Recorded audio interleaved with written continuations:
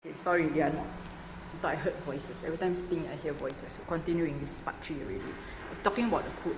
Don't back down if they say that they cannot give you an itemized code, or if you think the code is not sufficiently itemized or detailed enough. I'm here to tell you that there are IDs who will do a very detailed and itemized code for you. So I've seen some bad codes. I've seen so many codes.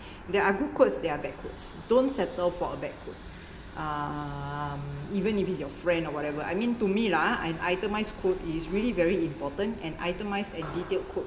And you need to know from the beginning what is included before you make a decision, right? So don't feel bullied into accepting a code that is not itemized. And don't take those people who will give you the itemized code, like only show you, but then they will remove it. And then I've got an idea. I totally forgot the name. I'm very sorry. Someone from the Juchat area, he said that there's no point giving an itemized code because it's very hard to compare apple to apple. Bullshit. You are doing the same house, preferably you give each contractor the same specs. So if he cannot give an itemized code but other people can, that means the problem is him, right? So don't fall for tricks like this lah. There's absolutely no reason for any ID to make excuses about not being able to give you an itemized code. Okay, so that is also very important. Now the next point that I want to talk about, okay, the quotation, I think is not all you will hear from a lot of people who do the YouTube. I will want to talk about something that is very important that I have not yet heard anyone talk about. Look at their portfolio, but don't just look like, see like, oh, I like the, what do you call it? I like the, how do you say this? I like how it looks, or the aesthetic. I like their design. I like their color, all this. Actually, that is not good enough. You know what you need to look at or not? Now I learn, so I teach you. Because I have not heard anyone cover this aspect. I will teach you.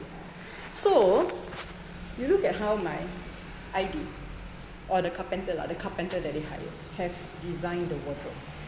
Okay? So what they do is, they are trying to go for a flush look. So what happened? They look like this. Okay, this one.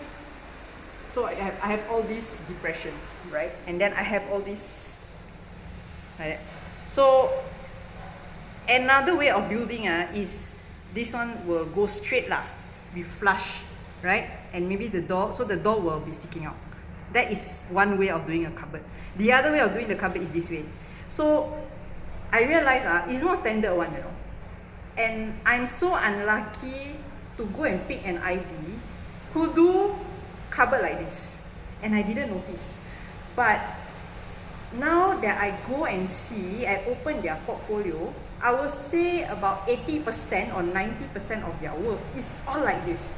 And I really want to stab myself, because if I had seen this, right, if I had noticed, but you think like, who will notice this when you are looking at portfolio? You are just looking at their design eye or what. You see?